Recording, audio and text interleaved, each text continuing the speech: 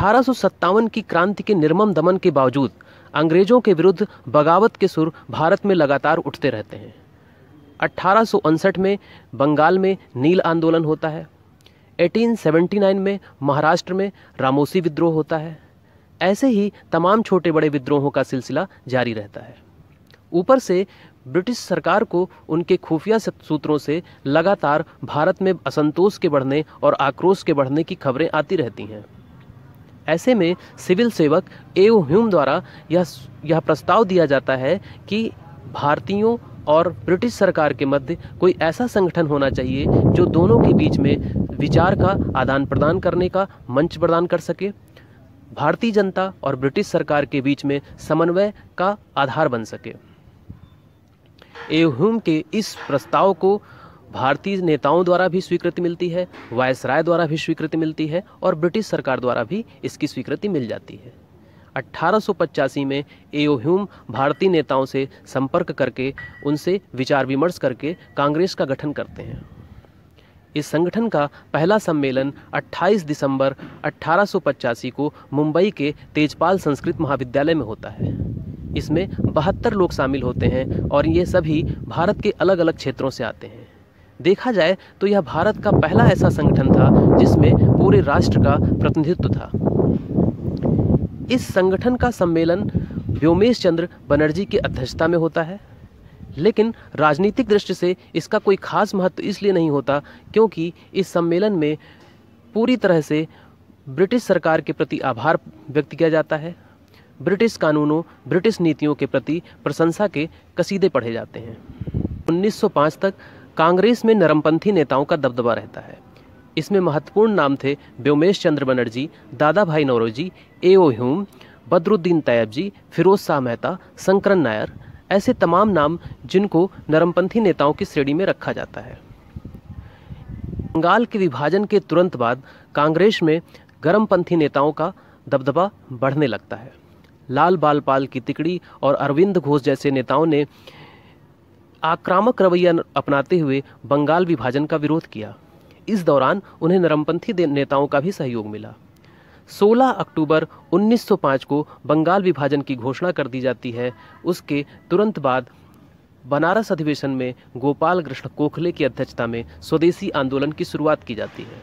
स्वदेशी आंदोलन के दो पहलू थे, एक स्वदेशी चीज़ों को अपनाना और दूसरा विदेशी चीज़ों का बहिष्कार करना।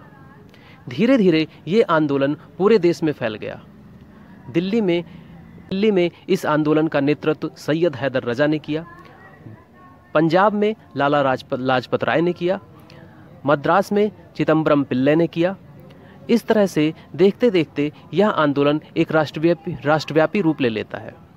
विदेशी वस्त्रों की होली जलाई जाती है, विदेशी सामानों का बहिष्कार किया जाता है, सरकारी संस्थानों का बहिष्कार किया जाता है। 16 अक्टूबर 1905 में बंगाल विभाजन की घोषणा की जाती है। ब्रिटिश सरकार ने विभाजन के पीछे प्रशासनिक कारणों को आधार बताया, लेकिन उसके पीछे निहित कारण थे हिंदू मुस्लिम एकता में फूट डालना, क्योंकि बंगाल का विभाजन सांप्रदायिक आधार पर किया गया था। पूर्वी बंगाल मुस्लिम बाहुल्य था और पश्चिमी बंगाल हिंदू बाहुल्य। राष्ट्रीय नेताओं ने इस निर्णय का विरोध किया।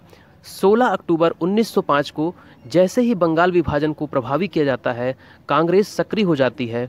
बनारस के अधिवेशन में स्वदेशी आंदोलन का प्रस्ताव स्वीकार किया जाता है और राष्ट्रव्यापी स्तर पर स्वदेशी आंदोलन की शुरुआत हो जाती है।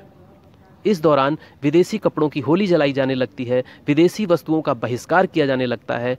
स्वदेशी का क्रेज इस कदर था कि शक्कर से बनी हुई मिठाइयों का प्रयोग करना लोगों ने बंद कर दिया। मंदिरों में शक्कर से बनी हुई मिठाइयों को चढ़ाने से पुजारियों ने मना कर दिया। इतना ही नहीं, उस समय ब्रिटिश सरकार के भारत में जो सचिव थे कार्लाइल, उन्होंने जिलाधिकारियों को यह निर्देश दिया कि छात्रों को इस आंदोलन में सम्मिलित होने से रोकने के लिए हर कड़े कदम उठाए जाने चाहिए। छात्रों ने एंटी कार्लाइल संगठन बना लिया और कार्लाइल के विरोध में प्रदर्शन तो किए ही, साथ ही बढ़ चढ़कर स्वदेशी आंदोलन में हिस्सा लिया।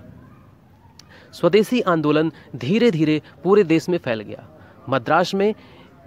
मद्रास में स्वदेशी का नेतृत्व चिदम्बरम पिल्ले ने किया। दिल्ली में सैयद हैदर रजा ने किया, पंजाब में अजीत सिंह और लाला लाजपत राय ने किया। शायद ही भारत का कोई हिस्सा ऐसा रहा हो जहां पर स्वदेशी आंदोलन का समर्थन न किया गया हो। ऐसा नहीं है कि स्वदेशी आंदोलन के दौरान सब कुछ अच्छा ही चल रहा था। इसी दौरान कांग्रेस के विरोध में मुस्लिम लीग संगठन खड़ी हो जाती है।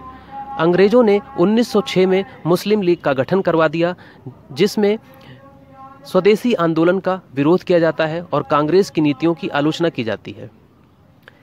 आगे चलकर 1909 में मोर्ले मिंटो रिफॉर्म्स लागू किए जाते हैं, जिसके तहत पृथक सांप्रदायिक प्रतिनिधित्व की शुरुआत करते हुए मुस्लिमों को अलग प्रतिनिधित्व का अधिकार दिया जाता है।